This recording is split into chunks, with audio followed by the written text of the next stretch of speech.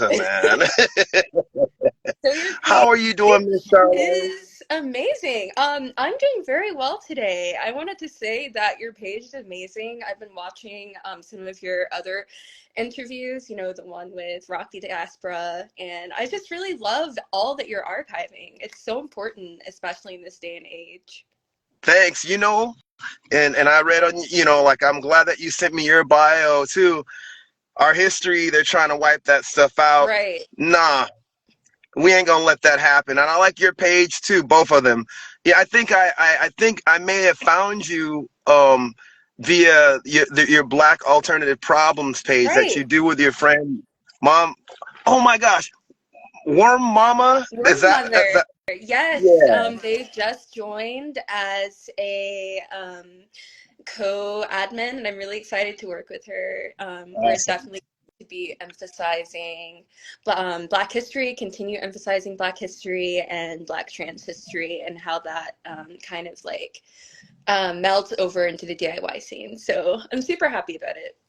Yeah, a lot of people don't realize, like, I mean, for me, like, as you know, our sister from Rock the Diaspora, shouts to Nicole. I know you Yeah, were on here, Nikki.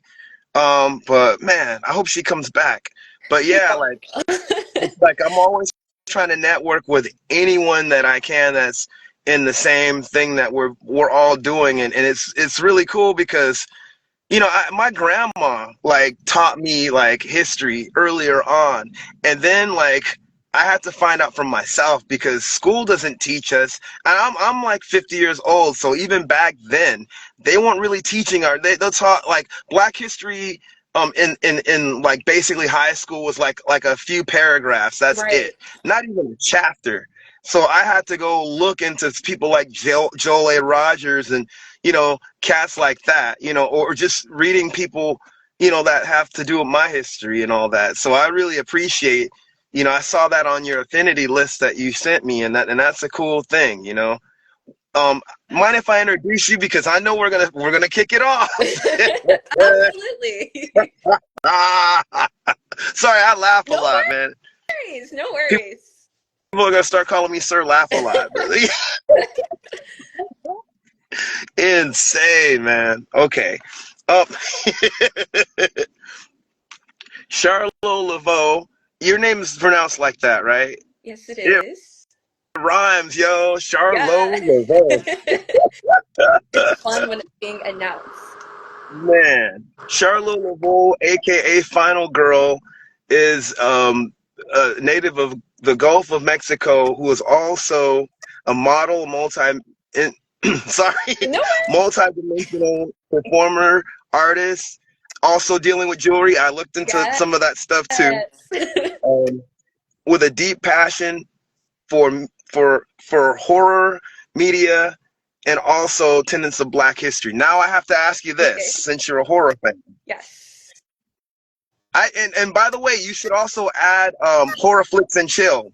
I interviewed him. He does the I forgot the name of that the metal scene that he's a part of that he's a promoter from, but he does a horror blog and I interviewed him last year. You guys have to meet. Okay. Awesome. I'll definitely have He's to check his rad. page out. That's Yeah. incredible. He's a cool cat, man. That brother, man, how could I forget? Oh, Chico Metal, yeah, because he's up in Chico, California. Okay. Yeah, man. Awesome. So I have to ask the same question that I asked Okay. him. What's your favorite decade for horror movies? Oh my goodness. My favorite decade is probably going to have to be the 80s. Honestly, it's a split between the 80s and 90s because 90s we start getting like the cheesy CGI that we see in Queen of the Damned, right? And it's just there's no hitting that. It's just like new metal, but the 80s has so many great slashers. New metal for horror movies. Oh man, It's fun. It's exciting. I think it's also Dracula 2000 that has random new metal scenes in it. It was a really fun era. I actually collect horror VHS tapes, heck yeah, and I have like an old-fashioned CRT TV because just the nostalgia of it. that's rad. That's so cool. Okay, what's your second favorite decade? I have to. Oh yeah, you said the '90s. Yes. All right, so I'm gonna have to say it. For me, it's the 70s and 80s. Okay, yeah. The Because 70s had some great oh yeah, films. I'll tell you why the 70s stand out. 80s is, I mean, 80s it just seemed like that was that Hmm. pinnacle, that perfection. And of course, like I don't know if I should call Blade a horror movie or not. It's kind of a horror action sort of Yeah, science fiction or whatever. That was 90s and that was cool. Well, the Matrix is not horror movies. But the reason that I pick like the 70s, it was just really lo-fi, and right. that's what really made a lot. Some of it might seem cheesy, but when you watching like, you know, like just the gritty, and it's funny. I noticed that on your page you put up a picture of a movie by the name of Ganja and Hess. Yes, Dude, that is an excellent film. I think it really um it kind of like goes in the face of the blaxploitation films of that era because it was very art housey. It had so much commentary about Black history and even misogynoir, and it was by a queer director. So yeah, I thought that was an excellent horror movie. wasn't it the last movie that the guy that was in the Night of the Living Dead, the first Night of the Living Dead, was in? Because I know he passed, but that he's the star of that movie. Yes, Dwayne Johnson. I'm Yeah. not sure if that is his last. I know he had a few plays. He was actually um, a playwright. He was a literature teacher for a while, so he had a really illustrious career. Wow. I didn't know, man, but that movie is one of the most surreal vampire movies like that I've ever seen in my life. And Yes, just it's a strange like it's one that kind of could easily confuse you if you're kind of not paying attention. But even if you are, you're just like drawn into some kind of like weird mystery to some degree, and like some of the symbolism that goes with it, like whether it be the religious stuff or just the people. It's really right. like you said. It puts history. It's a really trippy movie. You know. It really is. And I am really impassioned about like that exact art style of movie, art house movies. I love giallo films. It's my dream one day to see like a black giallo film made because I feel like so much of it was made. Oh, hi, March Madness, and hi, Nikki again. Oh, Nikki's back! Yay! Sorry, my phone was janky, man, and I had to update it. Uh, Man, but yeah, that and a lot of the black exploitation movies around that time. My favorite black exploitation movie that kind of did the same thing as Ganja and Hash, like I guess some people would. I mean, it kind of it's not a horror movie, even though I like a lot of black exploitation movies, but it did kind of the same thing where it's just like, okay, we're gonna kind of go in this little black exploitation genre, but at the same time kick people in the face with things that they probably don't want to hear. Not right, necessarily just us because we know our experience, but anybody that's coming in there after that or sending a message to us via the movie, and that's why it got banned. right. My favorite, I'm gonna say it, The Spook That Sat at the Door. That movie. Okay. Have you ever seen that? I have not seen that, but now I'm adding that to my watch You list. got to see that movie, and I'm not gonna say why. That movie, Okay. What is it that called movie is off the again? chain. Spook The that. Spook That Sat at the Door. It's not a horror movie, but I'll tell you this: you'll be interested because seriously, it got banned. Like, Wow. and it was around the same time a lot of the same things were kind of happening too. Okay. Like, it was a book before it was a movie, actually, too. And yeah, dude, Ganja Hits. 1973. Yep, Wow. yep. And I think Ganja and Hess that came out in '73 or '74, right? Or I was it '72? 74 sounds right, but let me make sure. I think it is. I think it has to be 74. But that's interesting you said 73. that too because I Same was year. close. Man, lots of stuff was going on, and I'm sure you know history-wise what was going on with black people, black Americans, and the resistance and stuff that was going on at that time. Absolutely. Like cinema in itself was a form of resistance. You know, it's funny, growing up, my grandfather, who he's still alive, he just turned 90 recently, and Awesome. he is such like an inspiration because anything about Black history, he's basically like an encyclopedia of information. And growing up, he would always send like Black history books and Black history DVDs. So we saw a lot of early old Hollywood Black media growing up. And I'm so grateful for that. Like, I learned about people like Dorothy Dandridge, you know, and Eartha Kitt because of him. Let me show And you I was always what I got. Speaking of fascinated. Eartha Kitt, look at my button. She's one of my favorite Oh, singers, and I'm sorry, my Catwoman, the yep, best Catwoman. that's right. I love Eartha Kitt, man. Yes. And one of my dear friends made me that button before she passed. My friend Jerry Wingo, rest in peace. Memory eternal to her. She was awesome. But yeah, I had to say that. Sorry. But keep going. Now I love hearing these stories. Yeah, and I'm just grateful to him because I feel that having exposure to Black music, early Black history, learning about his lineage and learning about, you know, what he dealt with growing up really shaped my opinions around revolutionary thought and Black liberation. Like, I feel most inspired by people like Billie Holiday and Nina Simone. Like, I have been huge fans of them for the longest time because they put their capitalist careers at risk to, you know, push for the civil rights movement. And for that, I'm forever grateful to them. That's amazing. It's funny. Me and P. Michael were talking about kind of the same artist, like even with Paul Robeson, and we mentioned Eartha Kitt. Some of those guys, I mean, he mentioned Josephine Baker too, you know, like a lot of those cats, like some of them had to leave the country because of like just, you know, that whole like, not just COINTELPRO, of course, but like the whole McCarthyist type thing, Right. you know, and whoa, what is that? I'm What like, happened? is Instagram tripping? I hear some weird voices. I mean, not voices, but like, you hear that? I hope That it's is not me. that is weird. Could it be like phone feedback? I'm not sure. Or maybe it's doing like a beep every time someone pops in and out. Oh, that's so weird. I hope not, man. I left a noisy ah what the heck? Dude. Could it be Oh like no. Bluetooth headphone? Nah, that's so weird, man. Why is this thing tripping? I'm so sorry. No, This has don't never worry. happened. Instagram is so like all over the place. Like updates like out the door. I have tried to pull up the live on my computer, but it was about to make me download like this weird screen sharing application. I don't know. Yeah, yeah, IG has been weird, man. Like it's just shoot, you post something, they let all these I'm gonna say this. Wow. That's so weird.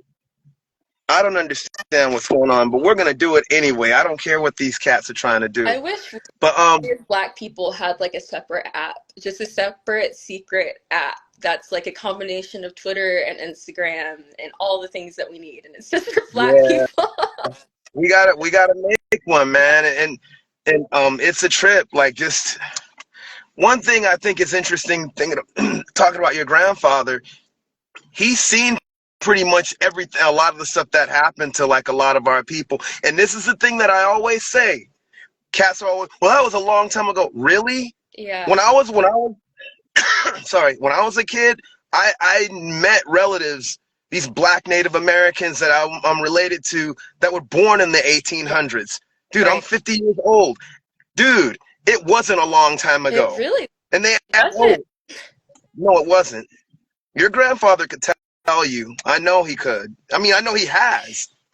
He has, and my sister and I have definitely been talking about recording him, you know, like in a so it's I love oral storytelling, but I would love the opportunity for him to be able to speak to himself for himself to future generations, you know.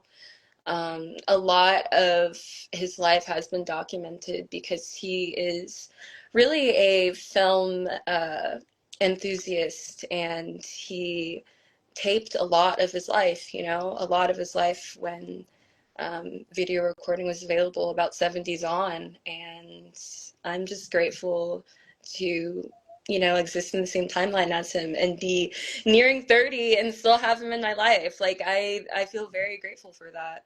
That's a blessing, man. Like, yeah, record him. Yeah. Cause I mean, man, like, and I tell like any of my students, I teach music and stuff. So like, I tell them like, dude, get your stuff, get the recipes, get like the herbal stuff, get like any kind of thing that you can, especially the history from your older people, because the thing is you got to pass that on. I wish that I didn't know I didn't know my grandfather. He passed before I was born, but man, my mom like told me he was like a botanist, and it's funny, I'm into herbalism and all Oh, that stuff on my own, you know, like it just it kind of follows you. And then my father, rest in peace, memory eternal to him, you know, he told me like I wish I could have like gotten certain things, but he's the one that of the reason that I got into all this music stuff, you know. So I right. learned a lot from him, you know, and you know, like, yeah, get that on record, man. Get that all on record, man. You know, like I wish Absolutely. I got my other grandmas on record too, but yeah. It's definitely a blessing. Like it's really incredible. Like you said, there's just certain things and interests that you end up inheriting. We inherit a lot more than just generational trauma. We inherit Black imagination, creativity, you know, educational prowess. Like there's just so much. Yep. And I'll tell you this, and shouts to all my other fellow black people, whether they're in Africa or Latin America or anything like that. But I'm speaking about black Americans because a lot of right now when I'm saying this, a lot of people think that we don't have a culture, and I have a problem with that. You know, I cover even on my channel different black people all over the world playing rock and roll, even black aboriginals in Australia. Right. But the thing is, I also know that that came from a culture, and that culture was, and this is not to denigrate any other black people, we're in the same struggle. That culture was in a sense a beacon for like a lot of those people. Shouts to even the Dalit Panthers of India. They look to the people like the Black Panthers. There, who was the Double V campaign, you know, like I usually wear a double V button because they were the servicemen that went and fought against fascism, you know, overseas. And then some of these cats, if I could remember correctly, even went over to train like cats in Ethiopia how to fly against fascism and all that. So I look at our culture just like every other black people around the world have the culture. We do too. I just get tired of people thinking that we don't. But we've done so much as a people. It's nothing to put anyone down. I'm just stating fact about, like, you know, and your grandfather's a testament to that. He has those memories. He has those things to pass on to you guys that, hey, this is a part of our culture here that we cultivated, you know? And I'm sorry, I didn't mean to be so long-winded. Like, Oh, no worries at all. I absolutely agree. And it's a rich, expansive, and diverse culture within this country. And I think it's a shame that they're trying to push the very little Black education that was available in schools out. So it definitely is up to us as communities to find ways to preserve history as we're making it and continue to archive and pass on what we have learned from the past. yep, And I'm just hoping that as we fall further into fascism, I strongly believe that this government is on its death throes and that we're getting to a place where communities are going to seriously unite despite differences that we may have and self-educate because we're going to have no choice at some point. one thing, and piggybacking off of what you said, and March Madness had something. I'm so sorry I missed that. He or she said, "Love you guys," and you shared my post. I think he may be referring to you. Oh, okay, wonderful. I think I remember. Yes, I remember. You are a incredible musician, and I'm really grateful that you have joined us today. That's rad, I'm just man. grateful But how many like Black alternative musicians are across the world. Like so many people. I just feel like we are entering another Renaissance era in a yep, lot of ways. Like I so agree many people are with returning to you. their musical roots. It's so rad to see a lot of brothers and sisters really into this stuff. And I'll be honest, when I I got into, been in rock and roll most of my life, new wave as a little kid. I've been into everything. Even Right. breakdancing and all that stuff.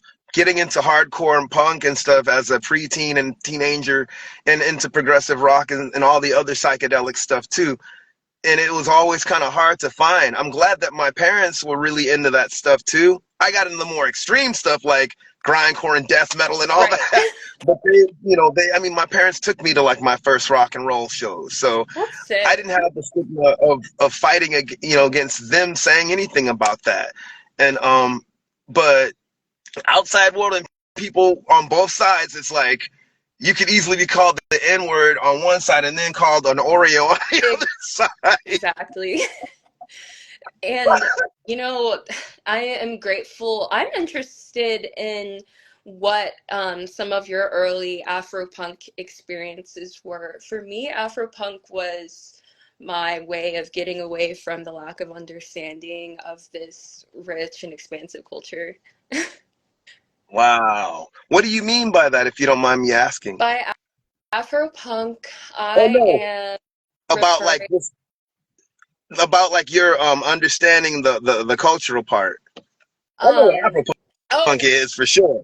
okay, okay. I thought maybe I had set it too low. Oh no, I know James. I know him, and I'm also a part of the West Coast community, the first online West Coast community Afropunk, like Afropunk Wow, OGs. the Yeah. original message Yep. boards. That is amazing. I was on there. That was my question, kind of what was your pathway into Afropunk?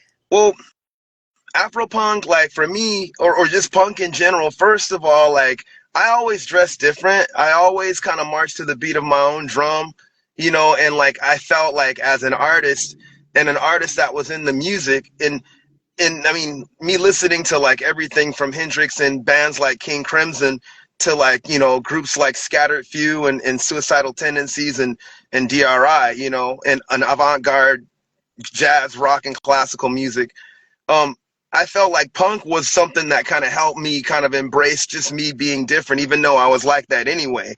And even be bolder about it because I'm actually kind of shy. Music in general helped me with that, but punk like really helped me with that. And as far as like being, I just had no choice, and I'm glad I didn't. I did have a choice, but it just wouldn't have been right if I went opposite of like how I am. That's just me naturally, like, but being like an Afro punk or a black, foundational black American punk rocker, even back then, like it's almost like some people echoed it also in the movie. It's like I'm a punk rocker, but at the same time, whether I'm dressed as a punk or not, I'm still black. And I'll say this, one thing that I learned as far as us, I got a lot of crap from like our own people, but I also got love from our own people too. But the ones I really later on in life, it wasn't too later, but I realized I understand because a lot of times like we invented rock and roll, but we just moved on, and other cats kind of picked that junk up and now they're trying to claim it. They still can't.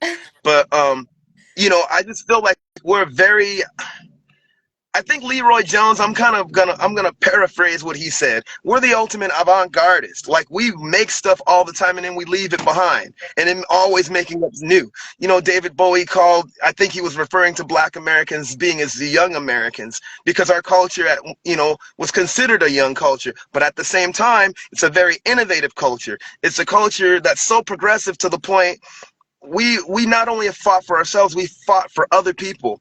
Even if they've some of these people have spat on us, we've had a whole legacy to the point where the whole world looks to our voice whenever something is wrong with them. And that's again, we're going back to black American culture too. And when I say that, I'm not on some patriotic stuff, I'm just on some real stuff when it comes to us as a people. But getting back to the punk rock thing and just black folks, I think I look at it like this: we're constantly creating things, and if it's not hip, then cats are gonna get clowned, but at the same time, my thing is this: even if cats are clowning me, I'm still gonna say, hey, we started this, and whether you dig it or not, like, look, I'm just an example of what we've been doing, and we never stopped. Right. We could even talk about even people that aren't really considered rock, like Sun Ra, that had a huge influence on rock and roll. From the MC5 to Funkadelic to freaking like Andre 2000 and like a lot of this no wave noise stuff, you know? So I'm I hope that answered your question. you You know. know, you mentioning Sun Ra makes me think of a conversation I actually had with Nikki the other day about Afrofuturism and Yep. how radical Black imagination really has always been foundational to us liberating ourselves. Like, as far back as I can think in history, it's our creativity, it's the use of music and spiritualism to call to the soul and to rally and mobilize. Even within our protest chants, we're able to mobilize because of the rhythm and the beat. And Yep. I think it's really special. I think Sun Ra is embodies Afrofuturism, and I think it's very interesting how the Afrofuturism Museum in DC starts off like way back with W.E.B. Du Bois and his concepts of double consciousness. And it's just incredible thinking about how Afrofuturism pretty much is this web interlocking every form of innovation and liberation that we've had, because it's just our capacity to keep dreaming despite the circumstances that we're in. Yeah, and it's like kind of like what we were into. We had to like basically work within the situations. Our ancestors worked within the situations to always look for a new day. It's funny. Sun Ra kind of echoes a lot of like that from the past, and then like kind of to the future. And it's kind of like some people might think it's funny. Like when you're watching Space is the Place. I was just talking about this the other day, and he says you don't exist, but you really have to think about it. In this form of the world, like it's like almost like my dad told me about Ralph Ellison, with the whole Invisible Man thing, and then basically like making not only necessarily a planet in outer space, even though I'm sure he used a lot of those motifs and he was serious about that, like just basically being from another world in that regard, but making your future here now. Right. You know, not to sound like Nina Hagen, but she was echoing the same thing. Right. You know, I'm a Nina Hagen fan too, but yeah. But yeah, dude, he was something else, man. Like I think, and I forgot to mention, Amiri Baraka was the guy that I was quoting about the avant-gardist thing. You know how we pretty, it's like black people have been on avant-garde stuff, if you want to call it that. You know, like I forget, was it in Blues People? I forget where I read that, man. But he talked about Sun Ra and all these other cats, and just kind of spitting in the face of all these jazz critics that just thought that they could, you know, be the gatekeepers of music that we've created. Which is, that's why I like what you're doing, what Nikki's doing, what freaking the homegirl Sam rock, the I'm sorry, Culture Rock Griot, the homeboy Ogun Prime with the rock, Black Musicians Rock Lexicon, and anyone like us. Because the thing is, they're not going to take it from us. This is Absolutely ours. not. It's always been ours since Exactly. father of shock rock. What is his name? Oh, I got him too. Screaming Jay Hawkins. Freeman J. Hawkins. You mentioned two people that I got on my He deck. literally like was banned by the Casket Association for bringing so many caskets on stage. He was performing voodoo rituals on stage.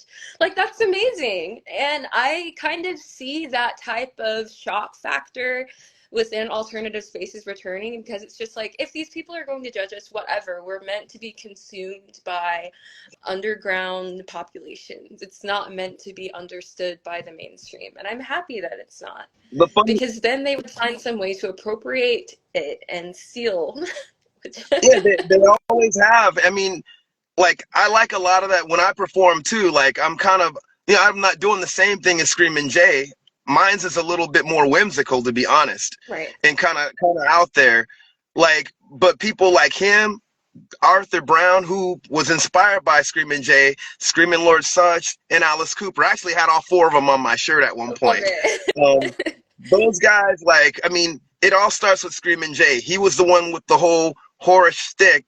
And I like, there's a documentary about him. One of the guys from the Savages, what they call, I forgot, some garage rock band, not the same Savages that Screaming Lord Sutch was a part of, but he's all, oh yeah, his stick was just the icing on the cake. There was something else. And Bo Diddley, even in, you know, people, that same white guy had me rolling because he's all two people that like a lot of white people were afraid of, Screaming Jay and Bo Diddley. Because they had that persona where it was just like too black for some people. Granted, my grandma's cousin is Little Richard, and I love what he did too. But one of the guys had mentioned, you know, and I wear makeup, you know, so I'm not hating on him. I thought it was cool. He's the original glam rocker, Right. but he's all the makeup kind of made him look less threatening, and I understand that. I think he even said that in one interview. But he still wore. I love the way he wore it. I mean, Bowie, New York Dolls, all these different cats, man, glam and punk. Pretty much. I mean, he was the first. You know, Vince Taylor. I think that was his name. That. Oh man, he's a British guy. He was like the British version, trying to be like Little Richard. You know, he went crazy later for some other stuff. I think he got on LSD or something like that, and it went to his head like bad, like a Sid Barrett type thing. But yeah, I'm sorry, I can talk about music all day.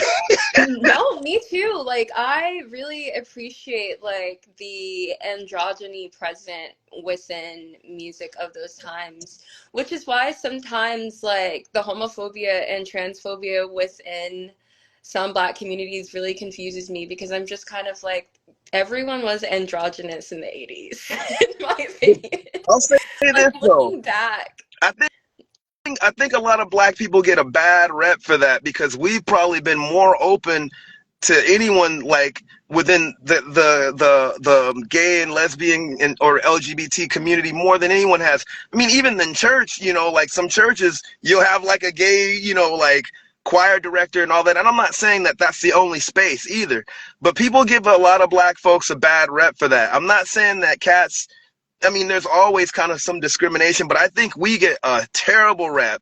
But we've been probably more open than a lot of other cats, to be honest. I mean, that's my opinion. If I'm wrong, I'm sorry. I'm apologizing right now if I'm wrong. Not trying to be dismissive, but you know.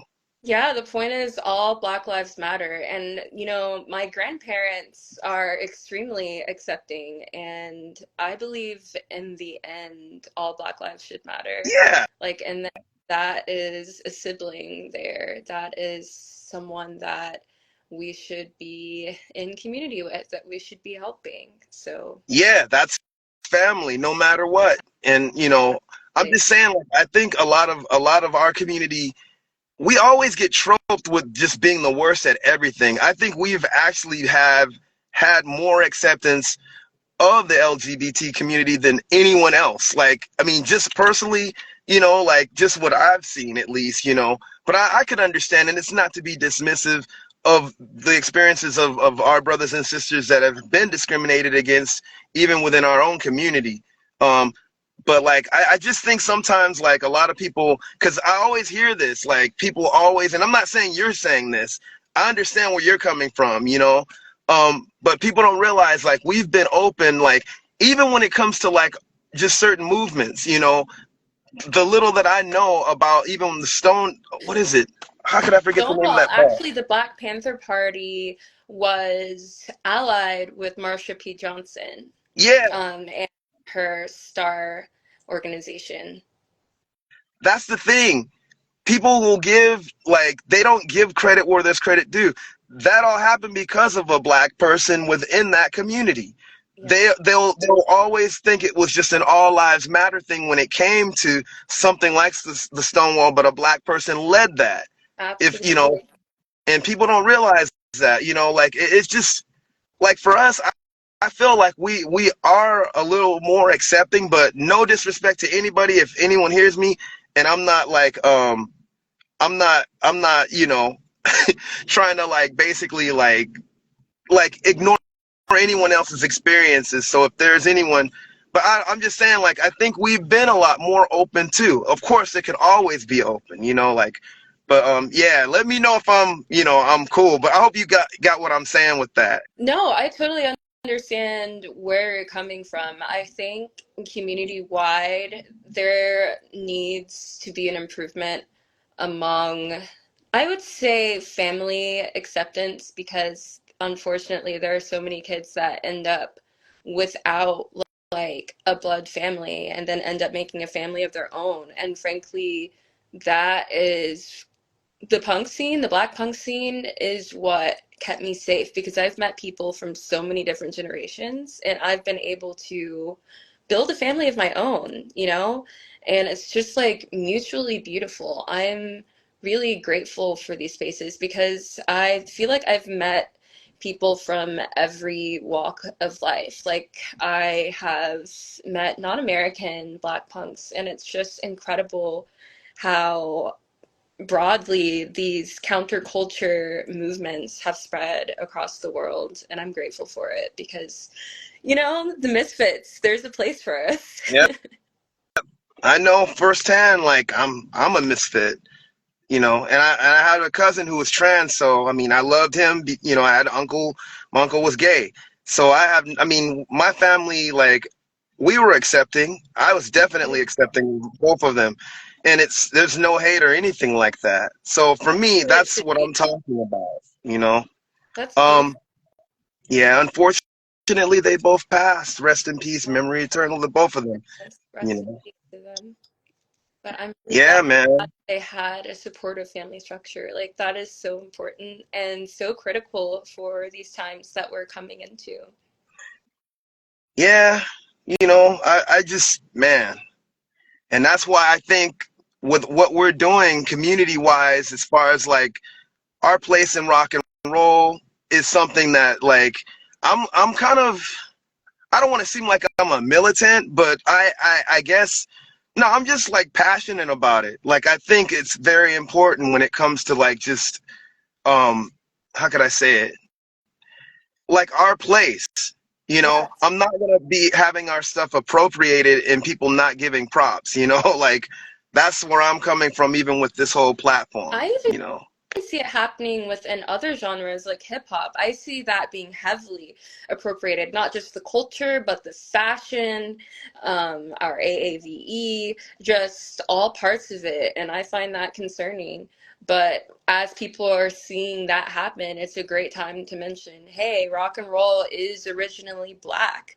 Like, I love showing people videos of Rosetta, because what is more incredible than a rocking black woman in her Sunday's best? Like, we have always been on that wavelength. Yep, and we're still on it, and that's why we're discussing it. Speaking of that, sorry for like it was just, we just kicked it off, and that's so cool. Music wise, Yes. now I know you're a musician too. How Yes. long have you been playing music, and what got you into music? Okay, so I have been playing piano classically since I was 11. I used to compete a lot. I am a classically trained singer, but I think I've loved singing pretty much my entire life. And what kind of got me started back into producing music recently is I just find it cathartic. I find it to be a great emotional release, a great way to talk about the conditions of the world. I also just really love collaborating with different musicians. I think it's really incredible. I always get really emotional and really passionate about my friends' music because it's just beautiful to see what's in their mind be transferred into music, because we're basically alchemists, you know, creating music from thin air. And I find the process fun. Um, I have been producing music for over a decade, and I am at the moment working on a project called Final Girl, which is like a techno punk Riot Girl mashup. And I've really enjoyed it. I've gotten to perform as Final Girl. Um, it incorporates a lot of pieces of techno and punk. I often scream. So I'm just really passionate about music and I just love collaborating with musicians. I find it extremely wonderful. That's awesome. Who are your inspirations? And also, um, what, oh man, how did the name Final Girl come through and like what does it mean for those that probably don't really know like what it means? Sure. So some of my inspirations are definitely Santigold, who I actually saw live last year, and it was just a beautiful experience. Like there was definitely some type of summoning a peace ritual going on because that entire building was just full of beautiful energy. I'm also inspired by Kilo Quiche. I am inspired by Alice Glass and honestly the Sister Girls. I find myself extremely inspired by them. I think their story is amazing. I think it's amazing how they really created a space for Black and brown riot girls who did not feel included within the heavily white riot girl scene. I love watching their video clips. I think it's amazing that they're all still active, and I just think that their work is absolutely incredible and deserves to be celebrated. Just the energy and excitement that must have been teeming around that time. I can't even imagine. Yeah, that's rad. And I noticed you guys kind of have the same spelling, so that's really cool, man. Like with the three R's, I'm like, yeah, Yeah. that's awesome. That's so cool, man. So Man, Final Girl is like a portmanteau of Final Girl, which is like the last character that makes it out of a horror movie. I've had some really mess up experiences in life, but I've always made it. I've always been able to maintain optimism and love for people around me. And the girl part is supposed to be a spinoff of Riot Girl. And in a way, it's supposed to reference kind of how Riot Girl, in a lot of ways, died when it was not intersectional. mm, that's heavy, man. So, Shoot, like as far as like just it's interesting. I was listening to you. I love that Sade cover, thank man. That was rad, man. you. Thank you so much. Yeah, you're gonna laugh at this story. The homeboy, one of the homies, like he's a renowned death metal drummer. His name is Ramon Bonda. This cat, like he's a Sade fan. Like the dude has Sade, Mahalia Jackson, Tina Marie, and Anita Baker on his drum set cover. Amazing. We did like a wannabe. We jammed on like what's the name of that song? Paradise, like a wannabe death metal grindcore version of it. I was singing, but I was, I Oh wasn't my growling. I was goodness. just, you would have laughed, man. It's like my wannabe Peter Murphy vocals over like, over that, and playing bass. It was funny, man. That's what Homeboy I'm was blasting and talking stuff. about. Like magical moments like that. Like I think some of my jam sessions that have never even been recorded with other musicians are some of my favorite moments in life because it's just like you just share deep emotional happy moments with each other, you know? It's like the amalgamation of your time spent developing your musical craft with other people and it's like multiple people working on a painting together. That's rad, man. That's a trip though, man. Like as far as piano, I'm awful on piano, dude. Like what kind of I have to ask this. What kind of classical like composers were you into? Like just I like a lot of stuff from classical composers. Bleh, classical composers, man, but like I'm not the best like I suck at piano.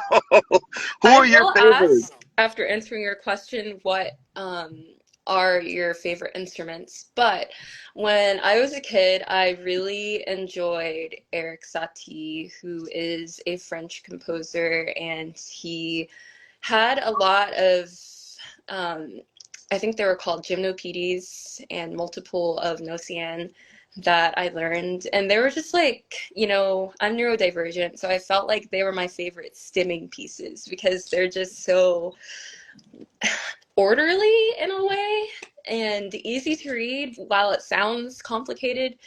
I had to learn a lot of complicated music as a kid. Like I learned concertos and sonatas. So I really liked music that allowed me to relax and kind of like pour my emotion into the pieces. Um, there is one piece I really liked as a kid called Only a Memory by Yanni, who is a Greek composer. And it's just really beautiful. It takes you on a whole journey. It's really magical. But the thing I loved about it is when you listen to the recording, it incorporated really well placed synth pads. And I think that is what inspired me as a kid to start playing around with synth pads and get interested in um, electronic music production. That, and I listened to a lot of electronic music as a kid. Was just the idea of combining something so peaceful and contemporary uh, classic piece, but adding synths for atmosphere. I liked Chopin. I thought it was really moody. I did like some of Beethoven's pieces. So, definitely a lot of those guys. When I was in school, we would read about their history, and they usually had these super brooding, depressive histories. But one thing as an adult that I've noticed is, a lot of these traditional classes don't put much effort into introducing composers other than these white men. So there came a point in time where I began, especially because of my grandfather's influence, diving into learning more about jazz musicians. And we go back to Nina Simone. Like Nina Simone wanted to be a classical pianist, but she again sacrificed that career because she decided she was going to play her protest anthems no matter what. What happened to Simone, not to get off on a tangent about Nina Oh Simone, I no, just go for it. Go for it. It's all um, good. what happened with Simone is one of my favorite documentaries about Nina Simone. I love that it was made with the permission of her daughter. I love that it has interview clips where she's able to speak for herself. She is an absolutely brilliant musician, and I really enjoyed the improvisational approach that she took to most of her music. Like some of her live recordings were completely different than what she put out in her albums, so I would always listen to the different versions. And what I liked about her and about blues and jazz musicians was the improvisational aspect. And it's not to knock learning classically. Personally, as a pianist, I think it's a great way to learn. I just personally think that there could be more incorporation, especially as a Black musician, of Black musicians within um, a curricula, because frankly, and even though I'm someone that has learned the music, there's so much more to these instruments than these white men. Yep. Like there's so much more. So that's how I feel about that. Yeah. No, that's cool, man. Like it's always cool to get that perspective, man. Like I think a cat's like you ever heard of Cecil Taylor? Like, I have not. oh, you're gonna like him. Okay, let me He's like taking he's notes. scary. He does improv, but imagine like Thelonious Monk meets Bartok, and just Oh, man, just insane, man. I'll send you some stuff, man. You'll dig it. I already added him to my list of tabs that I go back through at the end of every day. That's rad, Incredible. man. So, what is it like on your end to teach, and what are your favorite parts of teaching? You're gonna laugh. I basically use improv as a base, and I try to like make sure that like the being a person that's kind of shy myself, like I kind of use like music like I said, kind of helped me to kind of like come out of my shell, Right. and just kind of like try to communicate, like I'm still learning, but like I've done this to the point where it's been 20 years and it's a trip just to see the outcome. I have an improv game that literally appeared to me as an epiphany. Wow. Glory to the Most High for that. Like and dude, like I had no idea some of the stuff would come out. Oh man, that what are we talking about? We're talking about music, man. I'm sorry. I'm like looking these comments. Oh Yeah, we're wow, my talking about comments music, do man. not update. I'm so sorry if I'm ever ignoring any comments. I Yeah, and I'm can't sorry see about that. them. Man. Wow. Yeah, we're talking about music, and she asked me a question about like my method of teaching. I literally have an improvisational base. I host a program every week. We've been doing it at the place that I'm at for 20 years, using improv to get people into music, whether they know how to play or not. And a lot of the stuff that like it could be any genre, it could be even stuff that has never been done, like, and that's what's so cool, That's just trying to have a better understanding. Yeah, no, it's cool, man. We're just chatting it up, talking about life, man, and being black and music and everything else that comes along with that, and reasoning with each other. I guess that's the best way to say it, like, period. um On these man. beautiful final days of Black History Month, which frankly needs to be longer.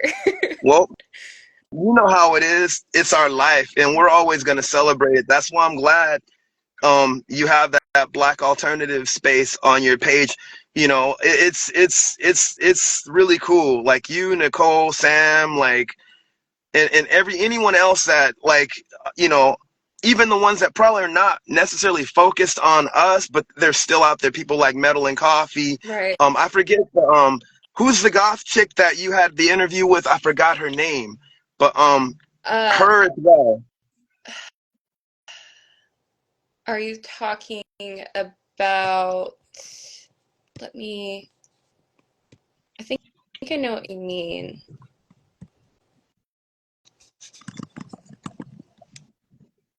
Circus Undead. I think it might be. I just saw an interview like that you did with her, but I know I subscribed to her. I just forgot her page. you know. Yeah, they're very active on TikTok lately. They were doing a lot of incredible interviews recently as well. I bet y'all would have a great conversation. Yeah, I think I hit her up when I first found her page, and then I didn't hear back from her. Shame on me. I should have just like. I don't like pressuring people. That's why I'm glad that you like. Thank you for hitting me up, man. Like, Of and just, course. you I'm know. grateful for your archival work. Like, it is much needed during these times. And regardless of what happens in this country, no one can take away the work of archivists. We're going to have that information stored somewhere. Most That's why I'm definitely. grateful for librarians. Honestly, they have some of the most sacred jobs in this country right now. Most definitely, man. Yeah, it's a trip, and this is what I'll be honest. I'm a college dropout. I ain't got no degree in journalism, but I've always paid attention to like this particular subject since I was a kid, and only started documenting it. It's been over a decade.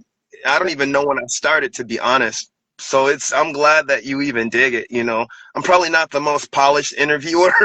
Even this interview, I'm like, man, well, I hope I'm not too bad. But at the same time, I just feel like I just like for the fact that people, our people are being known for what we do, and that's why like that's the platform for us, no matter where we are and who we are. So that's where I'm coming from with this. You Yeah, know.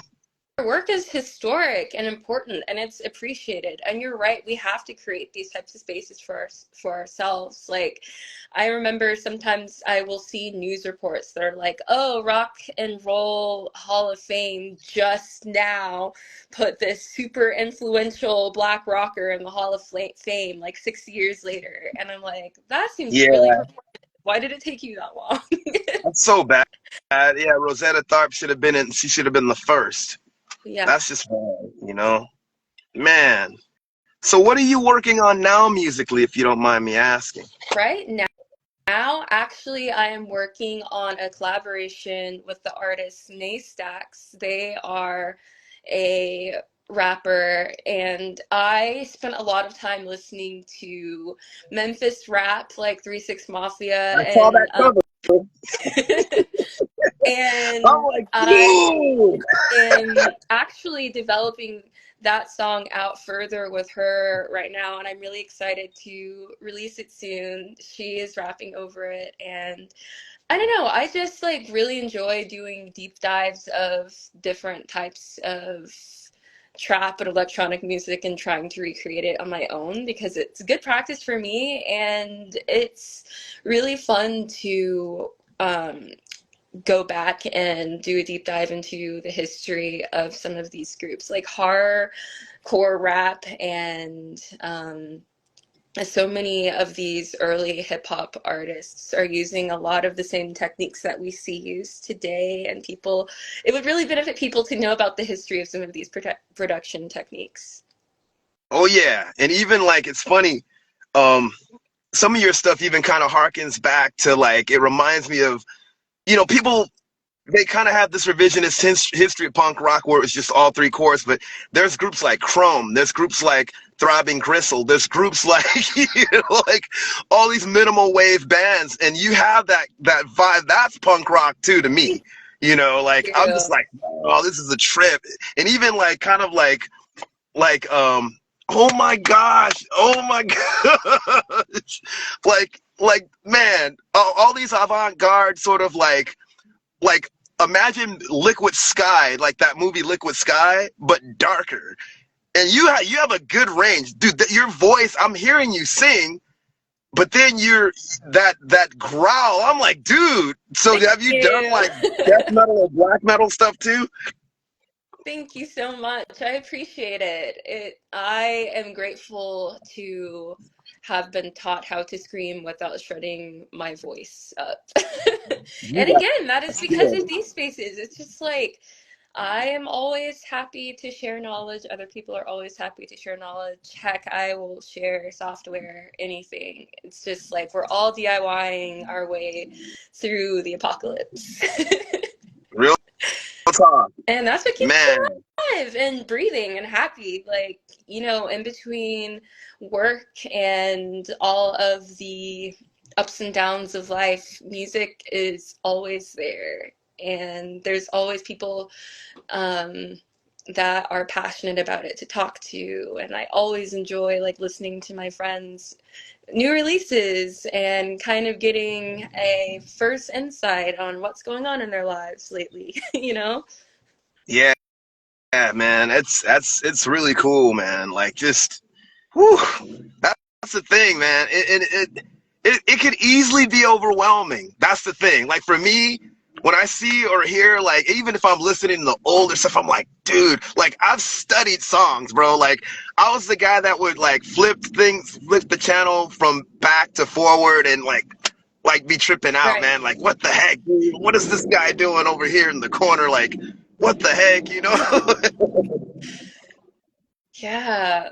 Um, I really dig kind of people that create lo-fi type of visuals because like you said, yeah, it is that punk quality that you see attributed to so many of these DIY creations. What comes to mind recently is definitely Throwdown Syndicate. I really enjoy the visuals that they put out. Um, I am trying to think of else. Nasax puts out really good visuals. I really enjoy. I'm not sure if you've heard of the band The Muslims. They are I've a heard of them, but I've never heard them. That's a funny name for a band. That's pretty cool. I'm like, are they actually? I know that there's a whole scene called Core. They're like Islamic punk yeah, rockers. That I haven't seen the movie though. But are they really like Muslim? I got to check they that out. they are, and the band is Black and Brown. They are heavy punk rockers. Like they are um, very technically skilled in what they do. I think you'd really dig their music, and it's all Up Yours, anti-fascism. It's great. And they get banned from social media a lot, so it's good to hear them when you can hear them. That's so weird. Like how are you like banned for being an anti-fascist? That's Exactly, and there's whole Nazis on Twitter trolling people. exactly. Like, what I the had to get heck? off because I literally am like, okay, I'm not gonna be arguing with these people. Let me get off here because I'm gonna end up doing something, or you know, like I just had to. Yeah, no, I know exactly what you're saying. Trust me, I know Irritating. exactly what you're saying. And it's sometimes it's just the mildest stuff, like, oh, fascism is bad, banned. Yeah, no, it like let me tell you this, and I don't mean to go off the subject. Please forgive me for the time that I have. I No saw that worries. comment, Nicole, and I know she's looking out for me. You know, I'm sorry. I'm really sorry. I feel really bad. But what But happened? oh no, like I just don't want to go off the subject Oh, too much. You know, no, no, but it's totally fine. but seriously, like I've literally been banned from YouTube, not on my Black History Rock and Roll channel, but another channel that I have. Shouts to Lisa Cabrera. I always give that woman props, and I follow her on YouTube. She does a lot of black commentary and stuff. She helped me get my channel back because these people basically got mad at me for speaking against police brutality and basically white supremacist terrorist violence against black people, saying that I was a Yeah. bully. I literally Oh could my do that. goodness. So it's real like that. And The I've had white comments haters. flagged. Oh yeah, I've got comments flagged for basically like ragging on racist and stuff and calling that stuff out too. Oh, you're being like, how? Yeah, you let this guy call somebody a monkey and all that? Really? Yeah. It's Yeah, literally because these algorithms are racist. Like, they, I have no idea what they're doing, but I just know this technology and these algorithms are racist. Like, I feel like my phone is racist because, first of all, I don't know how Face ID got on my phone, but like, what do you mean you can't identify me? Or what do you mean you can't understand what I'm saying? yeah. Like, these I, things are tailored for white people. dude, you know what? It's sad, but I literally like it's no lie, dude. That's no cap. A lot of this technology has been geared. It's like they want this white supremacist ideology to run on autopilot. To some degree, it kind of has, but we still been resisting it. Now, up to us, I guess, to figure out another way of resistance. You know what I'm saying? Yeah. You know? I think we're in a good place, though. I think people are really getting to a place of pushing to look past propaganda more so than I've seen in the past and get things from news sources that make sense. I think that people are more of a place to definitely rebel on a large scale. Like, I'm just waiting for the national strike. I'm right there when it happens because we need to uproot these economies if we're going to get them to actually listen. Like, it's ridiculous. They're trying to come for all of our rights, but they're not going to win. I think they forgot what group of people they're messing with. The Man. reason the civil rights movement ever even existed. Speaking of Resist and Exist, guess who we have here watching this? You ever heard of the band Resist and Exist? Resist and exist. Hi, how are you? That's Vegan Peace Punk. Vegan Peace Punk, aka Jang Lee, is a superhero. Yeah, I'm gonna say that. You gotta check his band out. He's been in the game. I mean, he's like an old school punk rocker, but looks younger than me. You know, like I think the first time I ever I didn't really. I've seen him at like protests and stuff, but I never like, you know, we started talking later, but he's been always a stand-up dude when it comes to just like justice and like being just like, you know, he's not one of those punk rock cats that are just like, I'm so punk rock, this and that. No, he's just like real down to earth. So it's That's funny that it. he came in when you were talking about all this. Shouts to you, gang. Man. But yeah, he's a guy, especially with all the links that you have, he definitely is somebody to talk to as well with that. You know, like really cool cat. Sick. And yeah, add that brother. He's a good dude, man. Man, miss seeing you around. Sorry I missed you the last time you came through, man. I'm so sorry. I can't see the comments. I feel like now all of the work is on you to see the comments. Yeah, he says hi. He says hello. Hi. Vegan Peace Punk, aka Jang Lee. I don't know if I should put his name out there like that, but that guy is awesome. In the band Resistant Exists, and actually him and his sister have a really cool post-punk goth project that's awesome. You got to check that out. What's it called, Jang? What's the name of that? The name of you and your sister's project, man.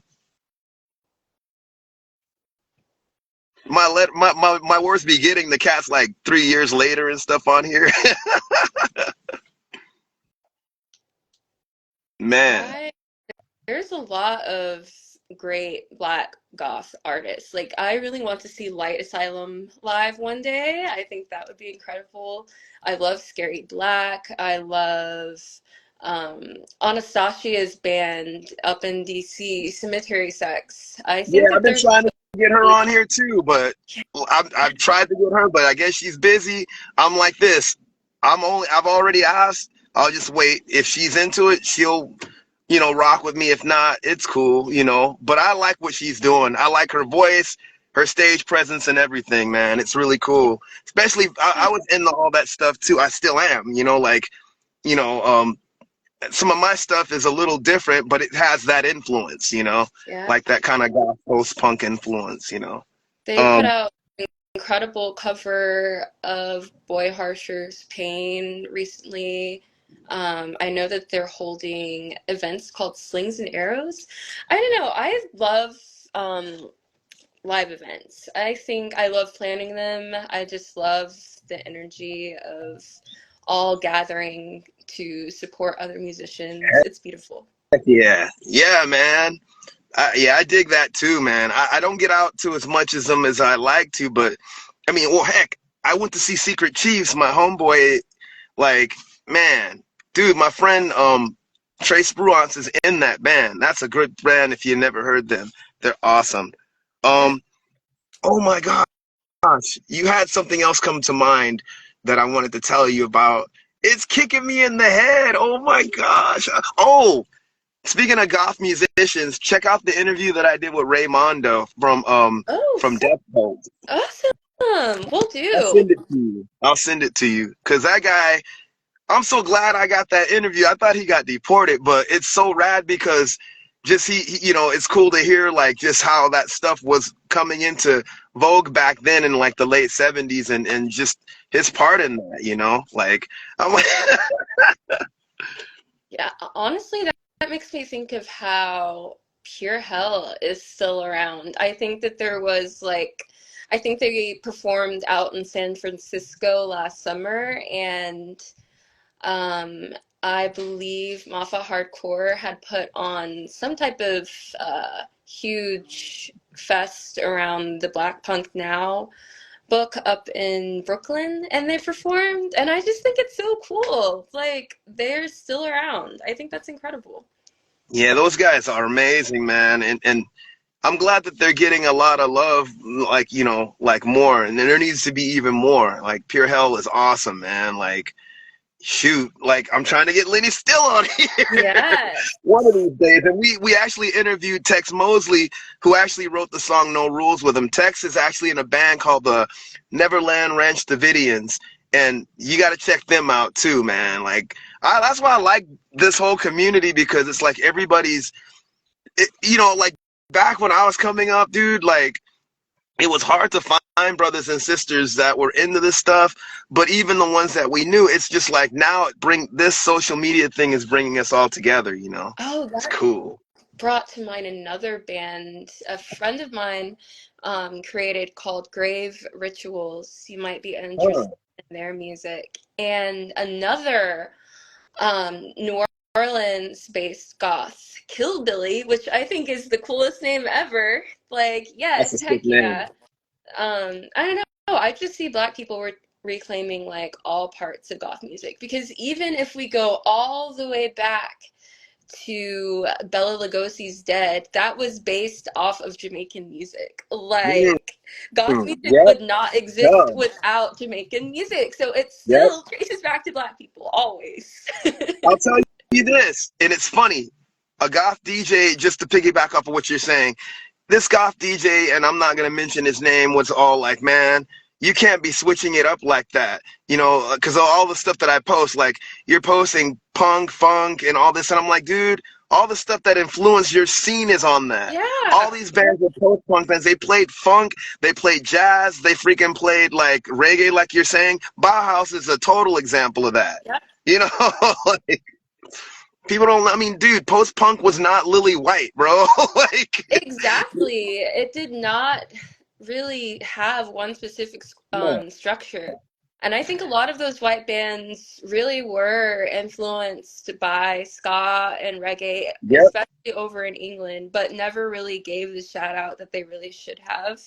Um, I feel the same way when it comes to grunge bands. I feel like more of a shout out could be given to Tina Bell and Bam Bam because without their influence, a lot of these grunge bands like Soundgarden and Nirvana, who were her groupies, would not have existed. You know what's funny about that? Also, two things you're gonna laugh at. Jimi Hendrix was from Seattle. He grew up there. Uh-huh.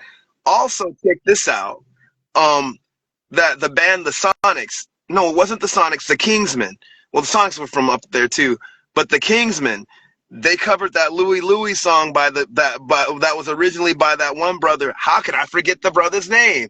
And it became like, pretty much a garage proto punk classic. So it's like we've always been there, dude. Always, always. I was watching back on a lot of clips of the Dead Kennedys, and I would just notice how even like the way that the cameraman interacted with the band members was racist because it's just like you'd notice who would and who wouldn't get a lot of screen time. And I'm just like, hello, you are here in this punk show with a bunch of people who are clearly counterculture, anti-fascist, and you still can't ensure that Black people are credited for what they have contributed to these genres. I don't know. That just irritates me sometimes. No, I I find was, it, I'm I, grateful for all of the archive work and digging that has been done, over the past 2 decades because I've learned so much because of the work archivists have put in. yeah, man. It's funny you say that too. I noticed that about like another punk band that a guy that I wanted that eventually I'm gonna end up interviewing. And I'm like, where's the screen time? I could not see this brother on freaking stage, and they kept focusing on the other members, but they kept cutting him out. I'm like, dude, like, it was another like a Canadian punk rock band. I was pissed off, man. I'm like, dude, because I wanted to like snap a still or something, like. Yeah, like we know you were here. You equally participated. Unfortunate, truly. I want to start a band one day. I have actually been in two bands, one of which kind of disintegrated because of the pandemic. Honestly, everything, everyone's lives and live things disintegrated because of the pandemic. And the other, the time commitments were just not there. But I plan to do it again, and it's just like, I think it's going to be beautiful. I think it's going to be a great experience. I think it's going to happen when it's supposed to happen. And I'm just excited to make music with other people, to support my friends that are out there creating despite everything going on in the world. Like, I couldn't be more inspired. Man, that's rad. Yeah, keep rocking. I know I should have asked this earlier, but how did you get into modeling and like, especially like you with the style that you have? Like what's that like? Or is it? It seems like I know that there's fashion shows that like have avant-garde type fashion, but like most of them don't, and you're like representing that whole like alternative goth type thing, like that's really cool, man. Like how did you go about with that? Right. So I have been modeling since my early 20s, and it kind of developed honestly from being around a lot of drag and burlesque spaces because I feel like, and aerial spaces because I feel like there's like a nice blend of event planning that happens there. So yeah, I have modeled and walked runway for multiple latex brands, which obviously focuses on more alternative individuals.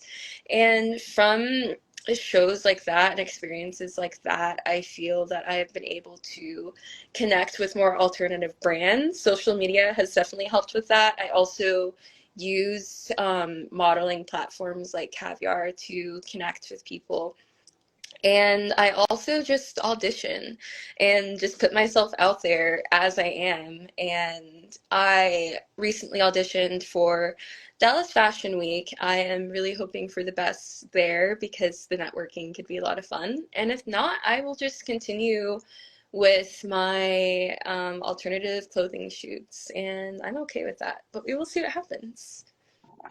And you also, along with that, what do you mean by multi-dimensional performance art? Like, and just as far as like more acrobatics, or just like what? I'm gonna let you answer that. I'm sounding crazy asking the question, but Yes, so burlesque and aerial sports. So, and I've definitely combined the two.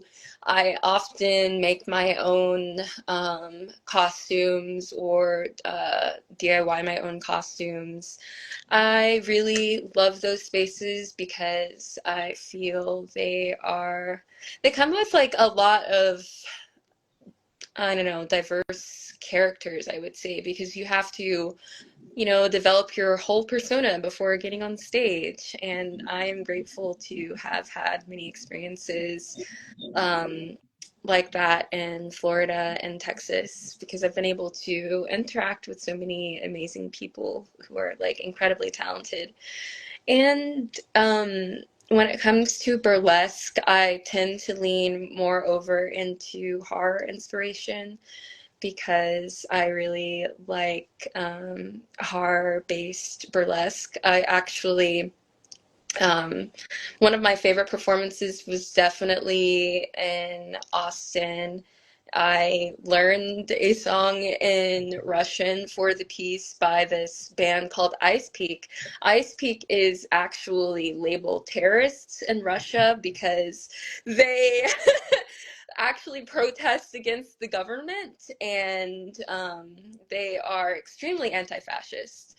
So I really vibe with that band. But yeah, I just enjoy being in kind of alternative performance spaces because you will find it's the same people within alternative music scenes.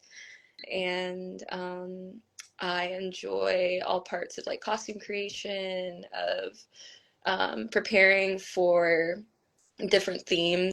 I typically find myself in shows that are more horror and alternative leaning.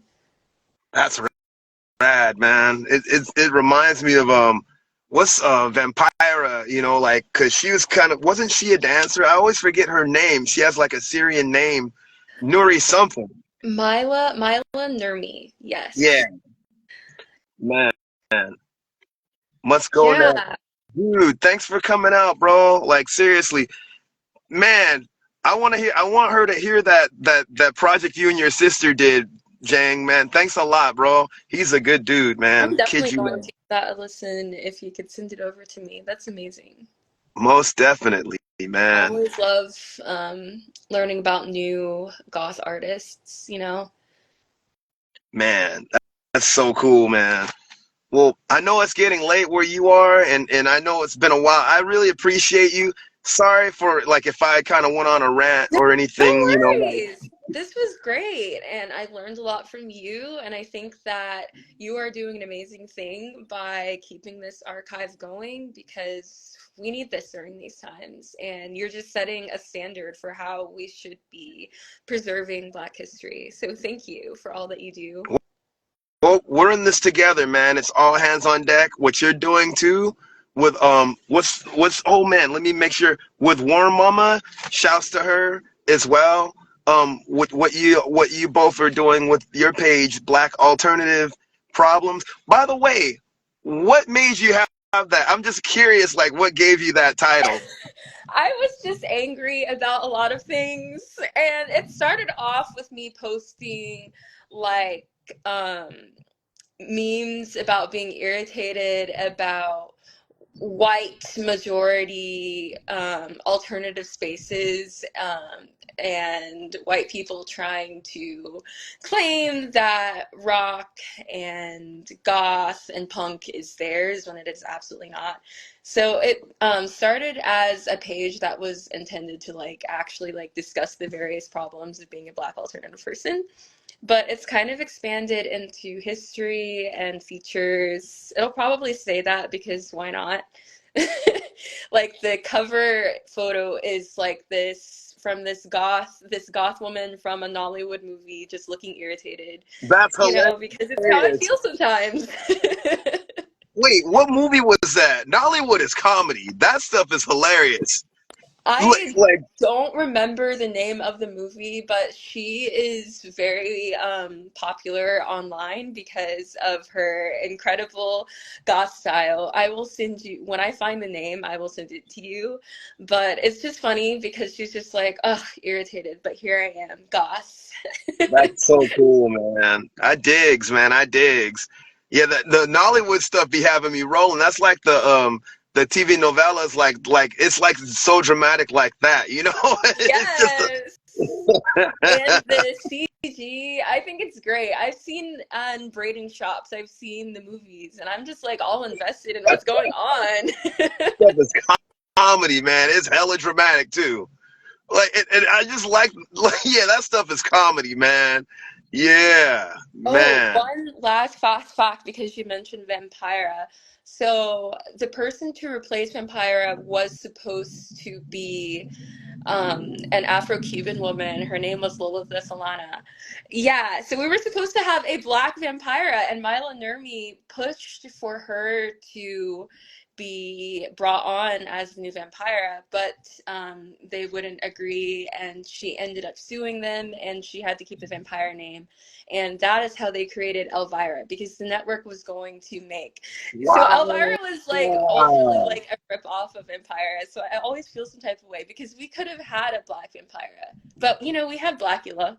Oh You know, yeah, and I like Blackula. I think it's fun. Blackula is awesome.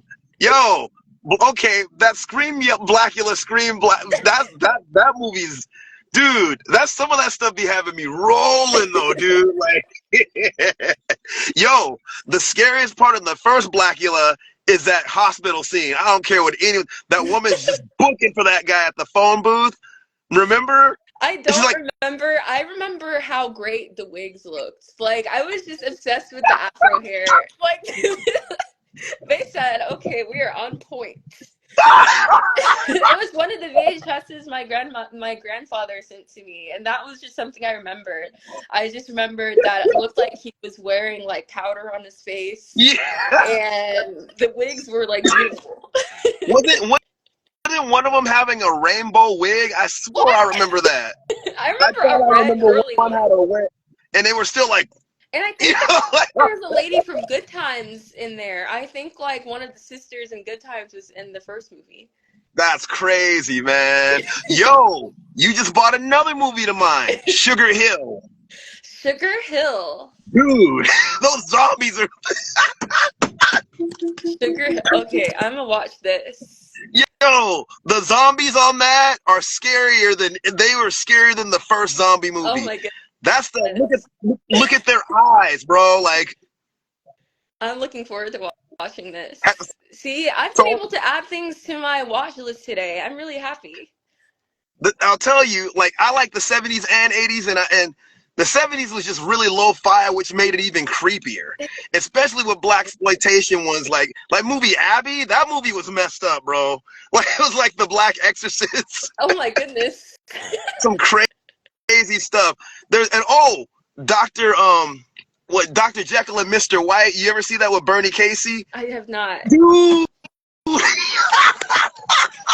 I bet I can. The thing is, I bet I can find these on Tubi because I've been watching through the Tubi 70 section lately, and there's so many movies on there. I'm like, Tubi has all of the good old movies on there. You're gonna dig this, man. It was filmed in Watts. It was like the black version of Dr. Jekyll and Mr. Hyde, bro. Like, Oh my goodness. oh my gosh, dude. There's some, yeah, I'm man. But Sugar have Hill, man. watched old Dracula, and I was weary going into it because it's just like, okay, I love Teresa Graves, and I'm just like, oh, this guy is mad that his wife or whatever has turned black and not into a vampire. Okay, that Wow. like I don't even know if it qualifies as black exploitation or they just had a black actress in it, but I just thought it was a strange movie. I don't know. That's a It's an trip, man. excellent That's some time. crazy stuff, man. Oh. Man. Dr. Jekyll and Mr. White. I think that's the title. If Bernie Casey was in it, man, and like, yo, like, Oh my goodness. did you see the pictures of it? I'm trying to find it now. It says Dr. Black and Mr. Hyde. Yeah, that's what it was. I knew I messed up the title, man. Oh, look at the eyes. Dr. Yeah, Black and dude. Mr. Hyde. Yo, like, when you watch it, I mean, it's funny, but at the same time, it's crazy, bro. Like, it's a trip. Filmed in Watts out here in LA, like where I live, man. It's mad, man.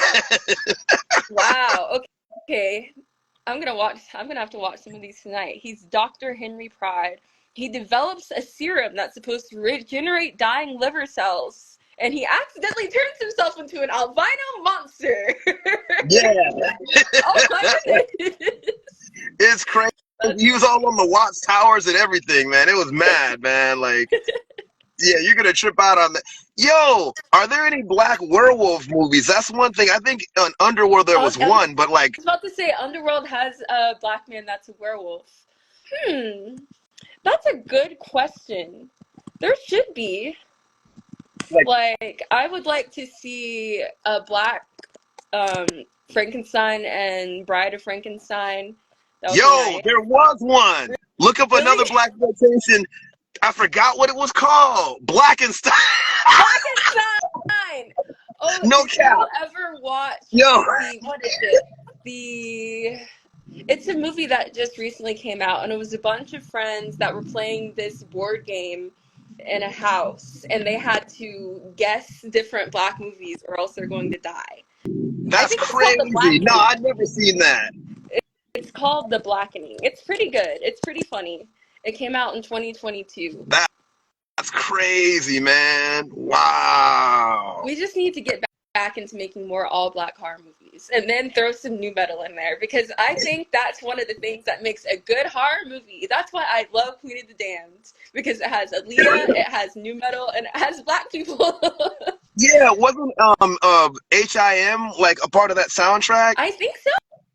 Yeah, like that was a really good soundtrack. Like I think the CDs are some of the original CDs might be expensive on eBay by now. Blade had a great soundtrack. I love Blade. I love Blade, period. Just because he was like not only a vampire, he's an anti-hero, and he didn't take crap from nobody, bro. Like, We would Blade was on have point. superhero movies if it wasn't for Blade. Like Blade is what's made superhero movies popular.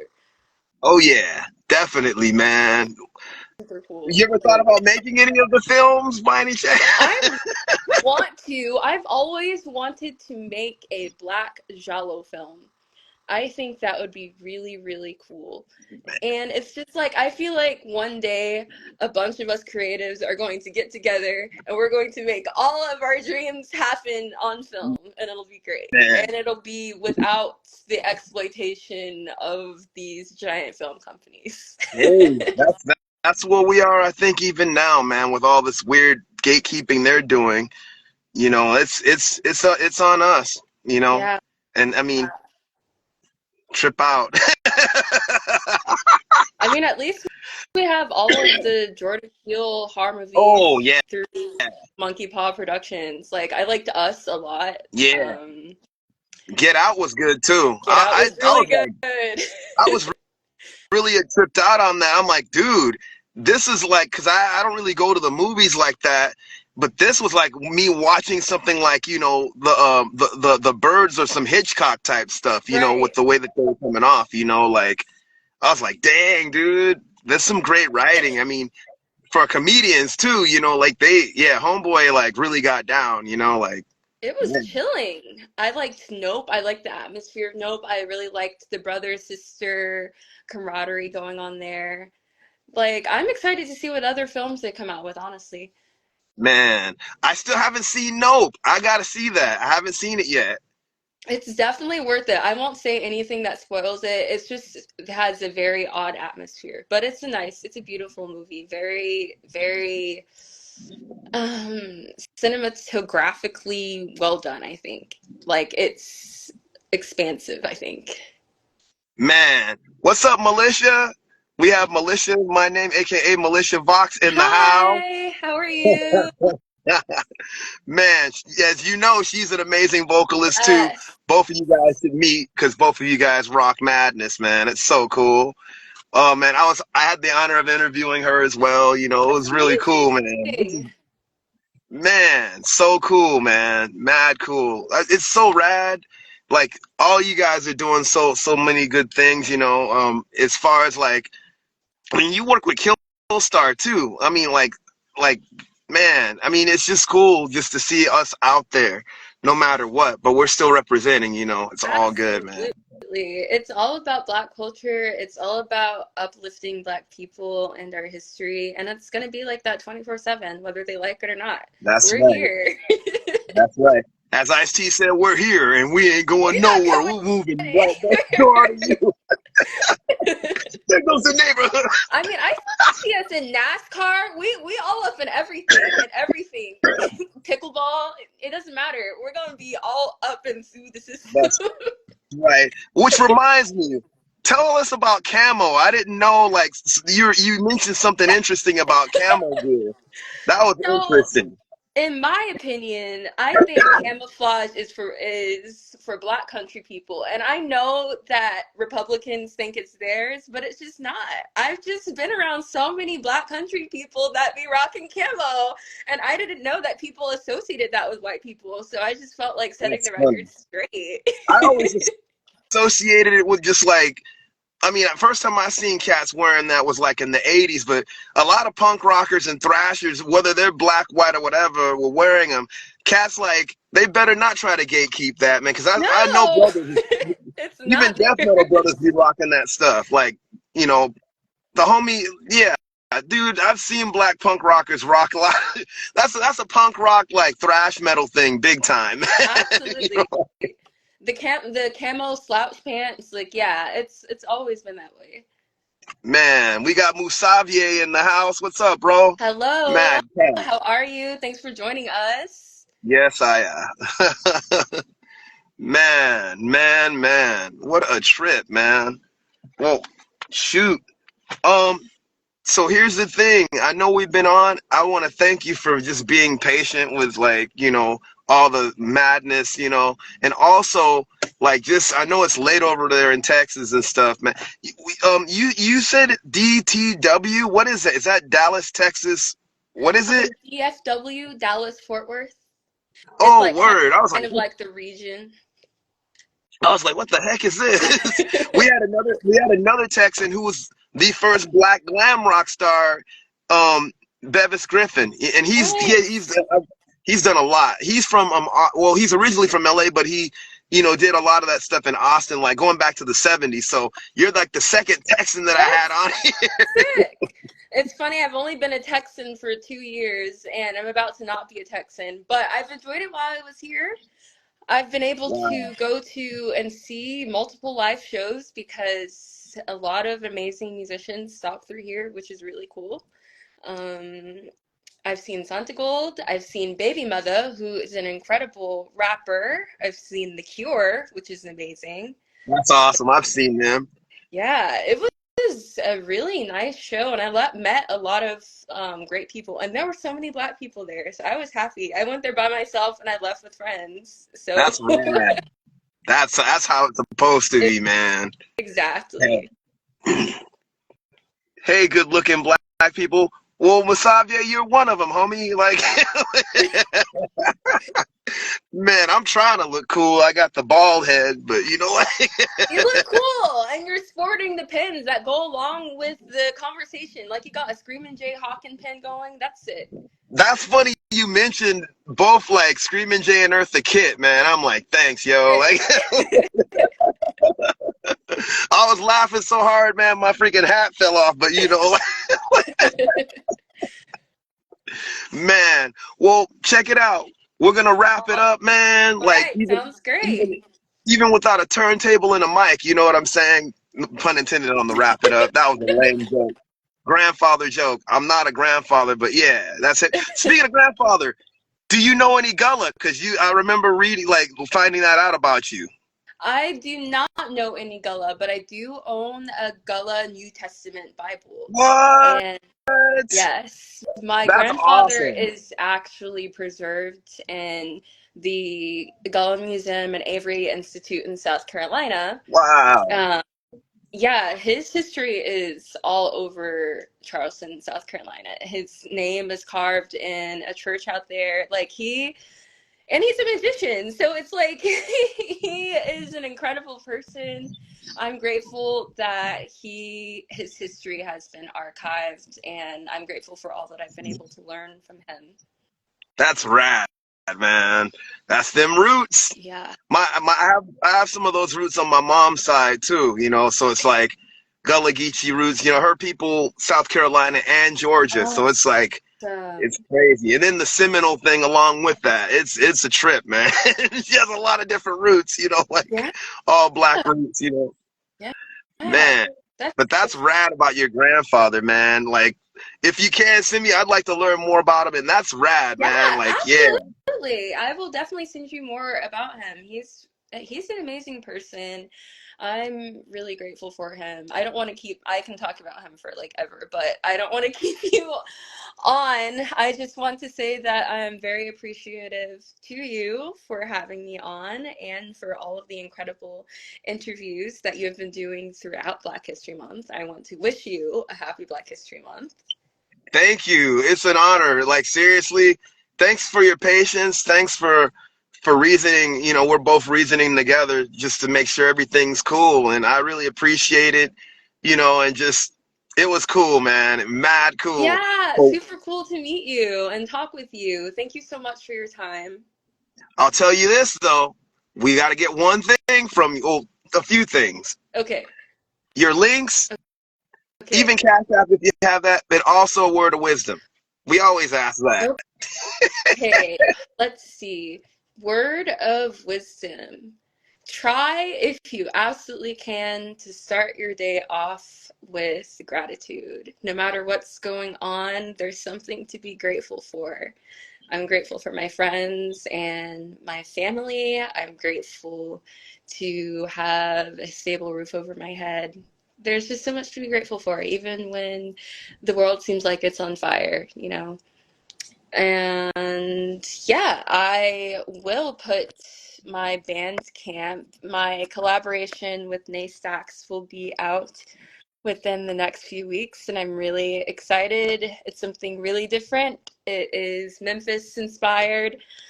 I did a lot of studying about Memphis rap before putting this together, so I'm excited to see what happens. Memphis got that rep too.